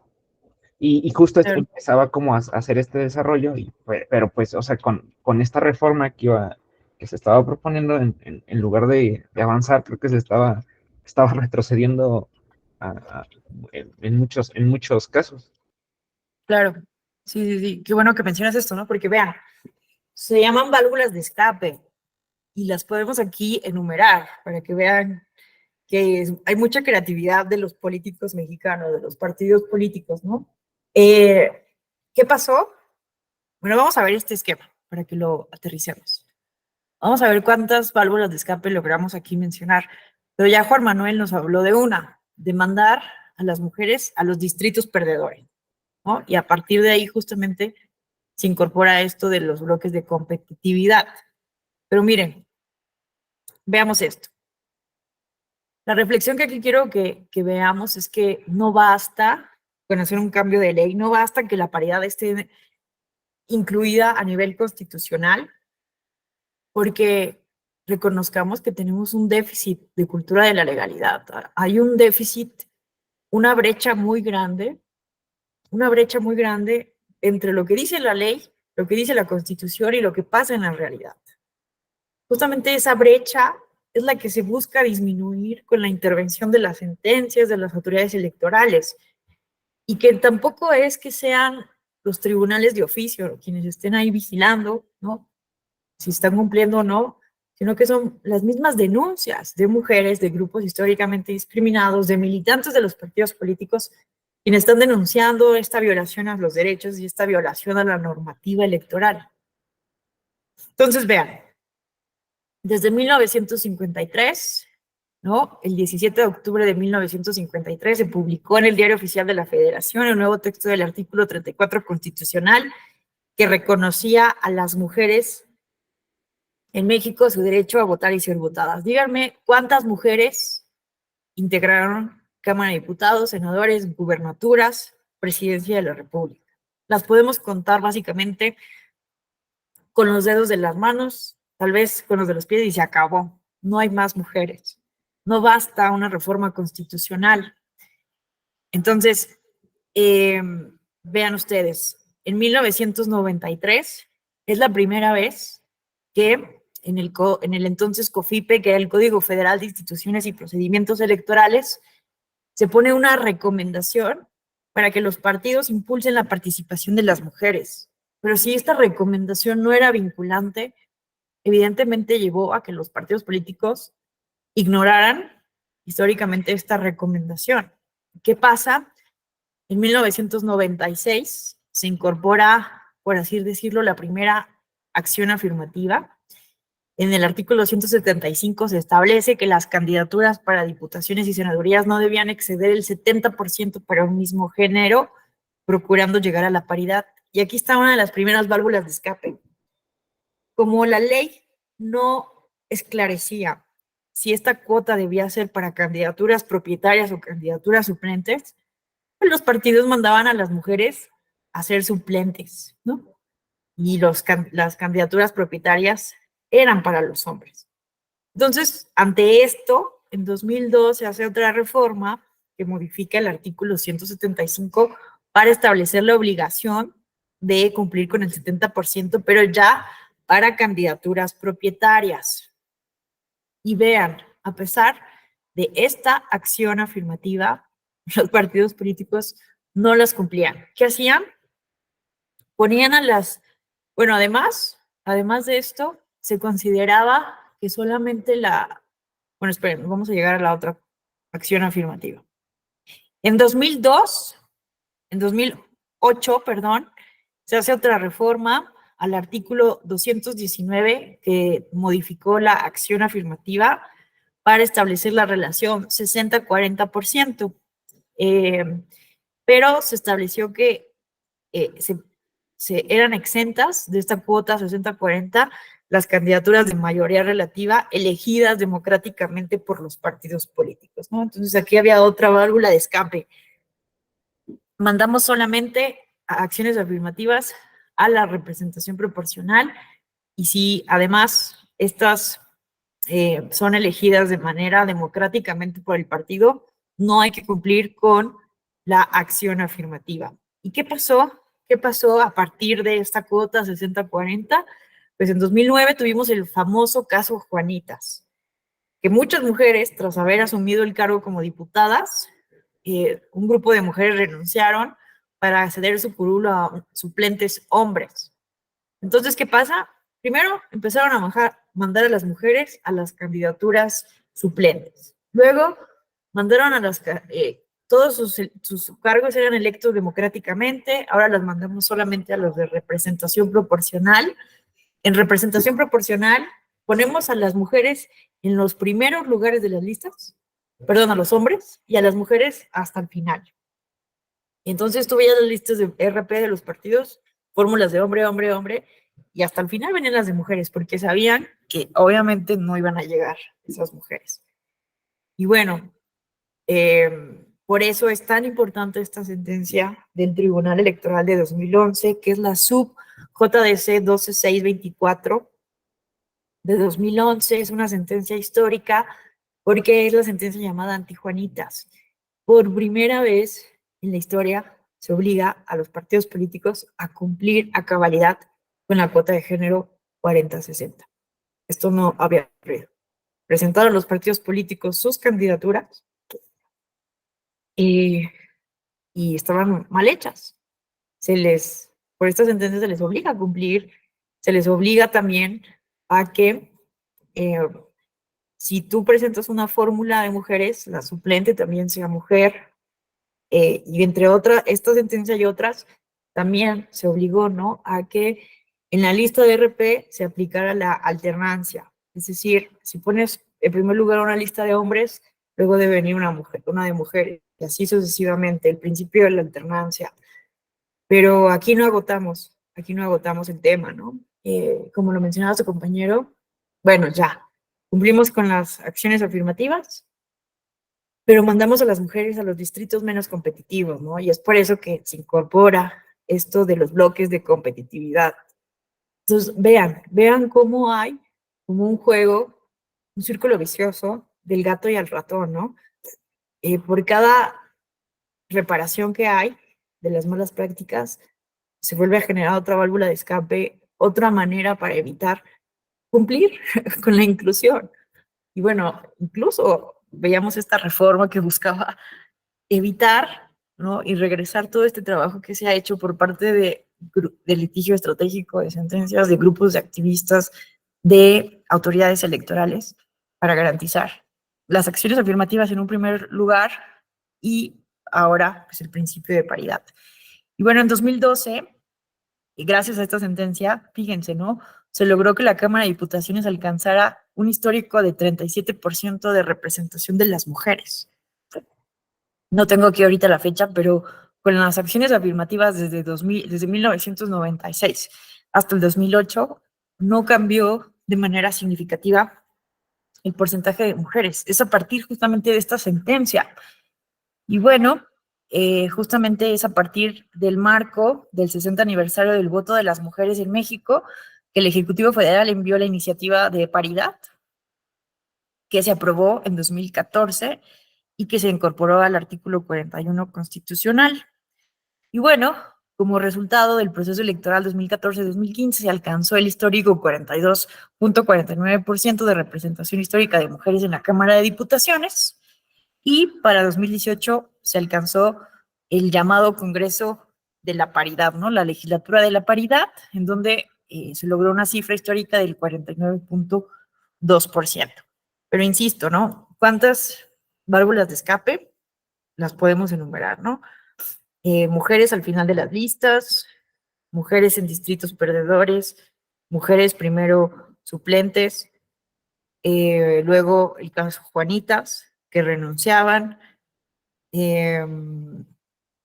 ahora la simulación, ¿no? En el caso, ustedes recordarán, lo vamos a ver en el módulo de derechos de la población LGBTI, el famoso caso Muches, de personas en el estado de Oaxaca, hombres, 17 candidaturas que se hicieron pasar por mujeres para cumplir con la acción afirmativa a favor de las personas no binarias o las personas Muches en el estado de Oaxaca. Entonces, miren, no hay límites al parecer para las malas prácticas que buscan evitar el cumplimiento de los principios constitucionales y del principio categórico de la igualdad. Entonces, bueno, es un tema bastante complejo. Veo aquí varias manos levantadas. Déjenme ver quién levantó primero la mano. Claudia, te escuchamos.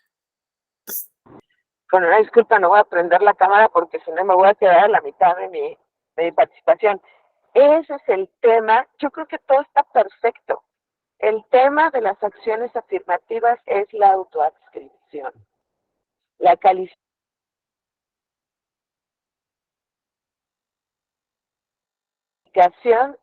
de la autoadscripción. Ahí está todo.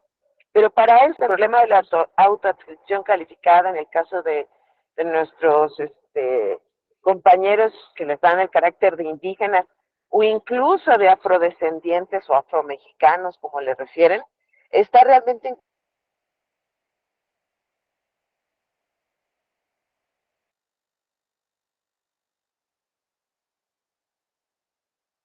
Ya no te escuchamos, Claudia.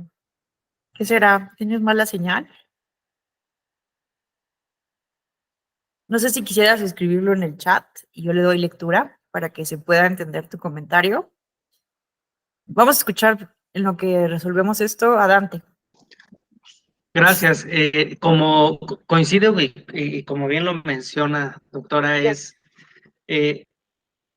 para toda nueva legislación siempre va a haber una forma de evadir la ley, ¿no? Digo, en mi caso yo quería poner el ejemplo, digo, yo me dedico al derecho del trabajo y en este caso, dentro de las actualizaciones que se tuvieron en la reforma de 2019, con la ratificación de los convenios de OIT 87 y 98, se incluyó en el artículo 371 de la Ley Federal del Trabajo, relativo a las directivas sindicales, una fracción que dice: en la integración de las directivas sindicales se establecerá la representación proporcional en razón de género. Y esto, bueno, a mí me resulta muy interesante, y llevándolo al plano electoral, al plano, digamos, político más bien, o electoral nacional, quizá los errores sean de origen, o no sé cómo plantearlo. Lo que quiere decir este artículo en la Ley Federal del Trabajo es que debe ser proporcional en razón de género, es decir, si en una fábrica hay 60% hombres y 40% mujeres, la mesa directiva de los sindicatos debe ser 60% hombres, 40% mujeres. Y esto se da porque en muchas empresas, pues el sindicalismo mexicano siempre, pues, se ha caracterizado por la predominancia de hombres, ¿no? ¿Y qué sucedía? Que en sectores en los que quizá había, por cuestiones operativas o por lo que sea, donde había una mayoría de trabajadoras, pues eran representadas por hombres que no entendían, pues muchas veces, las necesidades ni de la empresa, ni de pues del género predominante en una empresa.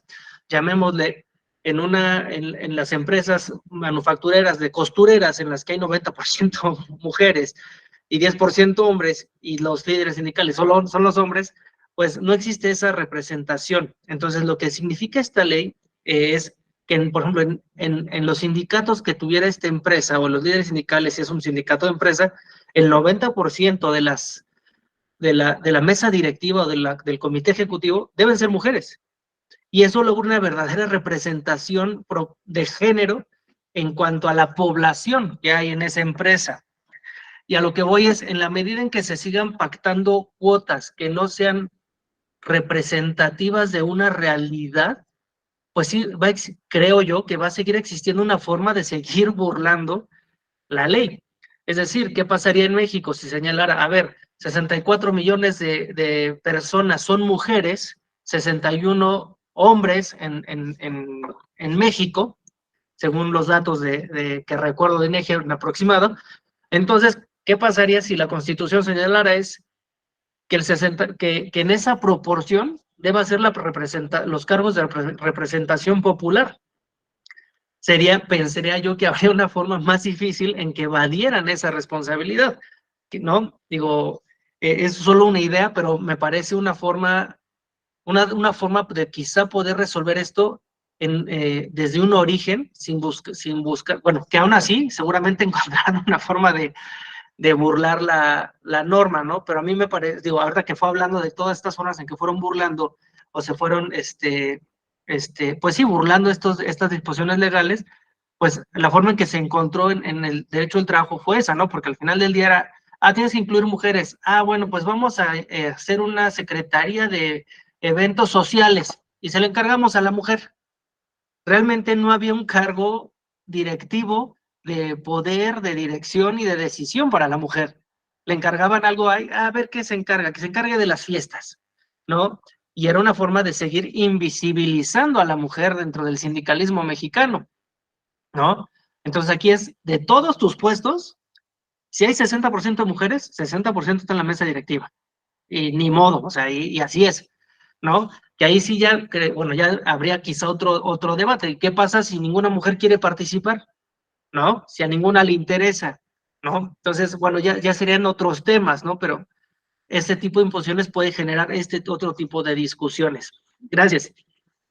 Gracias, qué interesante, ¿no? Porque otra simulación, otra válvula de escape, ¿no? Que ha pasado mucho, sobre todo a nivel municipal, con las regidurías, ¿no? Metemos mujeres en la regiduría, había un caso por ahí que me contaban de la regiduría de decoración, que era la encargada de decorar el municipio, imagínense, ¿no? Entonces, otra forma de simulación. Muchas gracias por ponernos que también se puede dar en otros campos del derecho.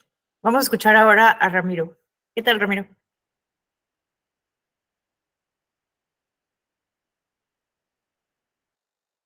Tienes tu micrófono apagado. Perfecto, muchas gracias, buenas tardes. Sí, quería solamente comentar algunas ideas que me brincaron a partir de escuchar a mis compañeros y de lo que nos has estado presentando el día de hoy, que coincido totalmente. Creo que algo que tengo bien en claro es que justamente independientemente del punto de vista histórico que estemos analizando, creo que no podemos negar que nuestra sociedad tiende muchísimo a discriminar y excluir por razones muy diversas. Tú ya referías algunas de esas, y creo que hoy en día todavía sigue muy latente, muy presente una serie de prejuicios que están muy orientados a veces a tratar de no reconocer la diversidad que es tan amplia, tan vasta y que se sigue generando en nuestro día a día, en nuestra sociedad, y que justamente esas resistencias son lo que a veces llega a hacer que acciones afirmativas de cierto tipo pues se vean con malos ojos, porque justo hay una tendencia a manipularlas, a tratar de llevarlas hacia un campo en el cual le puedan sacar provecho, a simular que se está haciendo una inclusión cuando en realidad simplemente se están justamente tratando de obtener beneficios a través de estas vías. Y como tú bien referías, no por unos cuantos que están cometiendo esta acción, a todos los demás se les va a castigar o se les va a volver a restringir su capacidad de participar. Y me gustó bastante, creo que estos ejemplos o esta perspectiva con la cual arrancaste. Creo que depende muchísimo de la visión de cada quien. Creo que yo tengo a lo mejor una perspectiva muy liberal y muy pluralista de la democracia. Yo sí soy de la idea de que entre más posibilidad se le da a la sociedad de participar, mejor va a ser esto. Porque tal cual, lo que tenemos, por ejemplo, de datos del propio INE, a partir de estos ejercicios que hace con los jóvenes, con los niños, vemos que hay un interés muy, pero muy grande por parte de los niños y de los jóvenes en querer participar e involucrarse en asuntos públicos. Inclusive ellos los que tienen de mediciones a partir de rangos de edad, vemos que ese interés va decayendo conforme va pasando el tiempo. Los niños que tienen a lo mejor una primera percepción de que, bueno, es que yo tengo derecho a, por ejemplo, la escuela, a, por ejemplo, recibir salud, a tener un hogar, qué sé yo, conforme va pasando el tiempo, ese interés va decayendo y llega un punto en el cual ya nos encontramos. 18 años ya puedes participar, pero estos jóvenes que ya tienen ahora sí esa posibilidad, empieza a entrar en este nuevo fenómeno de abstencionismo, de no quererse involucrar y demás. Y ahí creo que hay un gran, pero gravísimo problema, porque justo estos prejuicios son los que llevan a hacer que la sociedad no se quiera involucrar. Y para mí es muy lamentable porque si, por ejemplo, ya lo cruzamos con otras categorías sospechosas, como por ejemplo, vamos a suponer, una persona en situación de calle, que de plano en muchos casos está inclusive invisibilizada porque no tiene un nombre, no tiene una identificación, una además persona en situación de calle que es mujer, una persona en situación de calle que además, por ejemplo, está embarazada, es una persona que prácticamente para esta sociedad no existe. Y si además todavía le agregamos justo el que tal vez sea una persona extranjera, una persona a lo mejor inmigrante, como ahorita estamos viendo en nuestro país, híjole, ahí tenemos un problema muy, pero muy claro y muy latente. Y creo que justo los esfuerzos que se deben de hacer es, a lo mejor, sí tratar de buscar la manera de controlar que estas acciones afirmativas no caigan en esta posibilidad de manipulación, pero no creo que sea a partir de la vía del legislador, sobre todo porque sabemos que los legisladores no están legislando, sobre todo con una perspectiva de derechos humanos, sino que lo hacen a través de los intereses políticos que tienen en sus grupos parlamentarios o en las cúpulas específicamente. Eh, Creo que estamos ante un tema bastante, pero bastante importante, interesante y complejo, pero creo que debemos de seguir poniendo el énfasis en él y no seguir permitiendo que se nos arrebate eso, a lo mejor tan poquito en lo que hemos avanzado, y más bien la sociedad en general tiene que arroparlo, tiene que tratar de protegerlo e impulsarlo a través de, por ejemplo, estos órganos, a lo mejor de administración electoral o de justicia electoral, que son los que sí han avanzado y hacerle entender a la clase política que deben de cambiar ellos también su perspectiva y empezar a legislar de la manera a la cual ellos deberían de hacerlo, representando a la ciudadanía en general, que es una ciudadanía muy plural, muy diversa y que exige hoy en día que justo exista esta garantía de representación en esos espacios. Ese sería mi comentario en general que quería hacer. Muchas gracias, Alejandra. Hombre, gracias a ti, Ramiro. Me encantó tu comentario, la verdad, porque dijiste cosas que nos faltó decir y que complementan muy bien, ¿no? Me gustó esta parte que dices de siempre que se amplíe la participación, debe ser algo positivo, ¿no? Y estos prejuicios, estos datos que nos mencionas del interés de los niños y las niñas, cómo se va perdiendo con el tiempo por estos prejuicios, es algo que nos debería de preocupar. Pensamos que la ciudadanía va a ser algo que nos va a caer por voluntad divina a los 18 años y ya sabemos cómo ser ciudadanos, ¿no? Me encantó tu comentario, muchas gracias, Ramiro. Me parece que justamente sintetiza muy bien lo que aquí queremos exponer, eh, lo plural, lo diversa que es la sociedad humana, la sociedad mexicana, y que justamente tenemos que seguir trabajando por socializar la importancia de la inclusión ante estos intentos históricos, ¿no? Ante esta tendencia que tú bien señalas a la discriminación. Ya para finalizar, les comparto este esquema que se usa mucho para evidenciar lo que es el análisis que tú bien señalaste, Ramiro, de la interseccionalidad, ¿no? Que también, ¿no? Hay personas quienes están por debajo de esta línea del privilegio, que como lo dice bien Ramiro, pues que no existen para las cúpulas de poder político, para diferentes espacios de privilegio, ¿no? Las personas infértiles, estériles, de religión minoritaria, de tez oscura, inglés como segundo idioma, clase trabajadora, no atractivo, de la tercera edad, analfabetas, personas con diversidad funcional, LGBTI, no europea, racializada, mujeres y otras identidades. Y por el contrario, quienes han tenido históricamente los privilegios o el poder son este tipo de características, ¿no? Hombres heterosexuales, blancos, de origen europeos, de tez clara pálida, religión mayoritaria, jóvenes atractivos, etcétera, etcétera.